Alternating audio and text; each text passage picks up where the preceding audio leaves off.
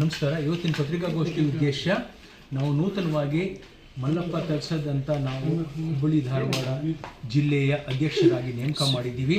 ಅವ್ರಿಗೆ ಅಭಿನಂದನೆ ಸಲ್ಲಿಸೋದಕ್ಕೆ ಅಂತ ಇವತ್ತು ಪತ್ರಿಕಾಗೋಷ್ಠಿ ಮಾಡಿದ್ದೀವಿ. ಅದು ಅಲ್ಲದೇನೆ ಆಮ್ ಆದ್ಮಿ ಪಕ್ಷ ಇಲ್ಲಿ ಮುಂಬರುವ ಎಲ್ಲ ಚುನಾವಣೆಗಳು ZP, TP, ಗ್ರಾಮ ಪಂಚಾಯತಿ ಹಾಗೂ ಲೋಕಲ್ ಬಾಡೀಸ್ ಆಮೇಲೆ 2028ಕ್ಕೆ ತಯಾರಿ ಮಾಡ್ಕೊಳ್ಳೋಕೆ ಹೊರಟಿದ್ದೀವಿ. ನಾವು ಎಲ್ಲ ಚುನಾವಣೆಗಳು ಸ್ಪರ್ಧೆ ಮಾಡ್ತೀವಿ. ಸಾರ್ವಜನಿಕರ ಕುಂದುಕೊರತೆಗಳನ್ನು ನಾವು ದೂರ ಮಾಡ್ತೀವಿ, ಪರಿಹರಿಸ್ತೀವಿ ಅಂತ ನಾವು ನಮ್ಮ ಪ್ರಣಾಳಿಕೆ ಈಗ ಡೆವಲಪ್ ಮಾಡ್ತಾ ಇದ್ದೀವಿ, ಬಿಡುಗಡೆ ಮಾಡ್ತೀವಿ. ಆದರೆ ನಿಮ್ಮ ಮೂಲಕ ಈ ಸಾರ್ವಜನಿಕರಲ್ಲಿ ವಿನಂತಿ, ನೀವು ಎಲ್ಲ ಪಕ್ಷಕ್ಕೂ 75 ವರ್ಷದಿಂದ ಒಂದು ರಸ್ತೆ ಸರಿಯಾಗಿಲ್ಲ, ಒಂದು ಫ್ಲೈಓವರ್ ನೀವೇ ನೋಡ್ತಾ ಇರ್ತೀರ. ಫ್ಲೈಓವರ್ ನಿರ್ಮಾಣದಲ್ಲಿ ಕಳಪೆ ಕಾಮಗಾರಿ, ರಸ್ತೆ ಸರಿಯಾಗಿಲ್ಲ, ಇದು ಸರಿಯಾಗಿಲ್ಲ, ಅದು ಸರಿಯಾಗಿಲ್ಲ. ನೀವೇನು ಜಮೀನು ಮುಂಚೆನೇ ಅಕ್ವೈರ್ ಮಾಡ್ಕೋಬೇಕಾಗಿತ್ತೋ ಇಲ್ವೋ? ಈಗ ಅಂಗಡಿಗಳು ಬಂತು ಅದು ಇದು ಅಂತ ನೀವು ಯಾಕೆ ಕಾಮಗಾರಿ ಶುರು ಯಾಕೆ ಮಾಡಿದ್ದು?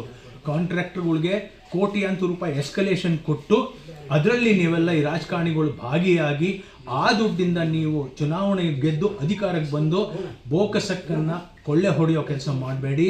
ಸಾರ್ವಜನಿಕರೇ, ನೀವು ಇಂಥ ಎಲ್ಲ ನಾಟಕಗಳಿಗೆ ನೀವು ಆಮಿಷಗಳಿಗೆಲ್ಲ ಒಳಗಾಗಬೇಡಿ. ಒಂದು ಪ್ರಾಮಾಣಿಕ ಪಕ್ಷ ಆಮ್ ಆದ್ಮಿ ಪಕ್ಷಕ್ಕೆ ಒಂದು ಅವಕಾಶ ಕೊಡಿ ಅಂತ ಕೇಳ್ತಾ ಇದ್ದೀನಿ ಅಂತ ಹೇಳಿ ನಾನು ಅರ್ಜುನ್ ಹಲ್ಗಿಗೌಡ್ರು ಅಂತ ಉತ್ತರ ಬರುವಂಥ ಚುನಾವಣೆಗೆ ಆಮ್ ಆದ್ಮಿ ಪಕ್ಷ ಯಾವ ರೀತಿಯಲ್ಲಿ ಒಂದು ಸಿದ್ಧತೆಯನ್ನು ಮಾಡ್ಕೊಂತ ಇದೆ? ಒಳ್ಳೆ ಪ್ರಶ್ನೆ ಇದು.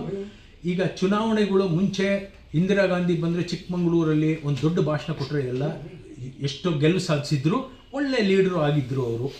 ಈಗೇನಾಗ್ಬಿಟ್ಟಿದೆ ಅಂದರೆ ನಾವು ಸಂಘಟನೆ ಒಂದು ಬೇರ್ ಮಟ್ಟದಲ್ಲಿ ಸಂಘಟನೆ ಇಲ್ಲದೆ ಇದ್ದರೆ ತುಂಬ ಕಷ್ಟ ಆಗಿಬಿಡುತ್ತೆ. ಸೊ ನಾವು ಬೂತ್ ಮಟ್ಟದಲ್ಲಿ ಈಗ SIR ನಡೀತಾ ಇದೆ. Booth level agents number 2 BLA 2 ಅಂತ ನಾವು ಎಲ್ಲ ಬೂತಲ್ಲೂ ನೇಮಕ ಮಾಡೋಕ್ಕೆ ಹೊರಟಿದ್ದೀವಿ. ನಮಗೊಂದು 150-200 ಜನ ನಮಗೆ ಸಿಕ್ಕಿದ್ದಾರೆ.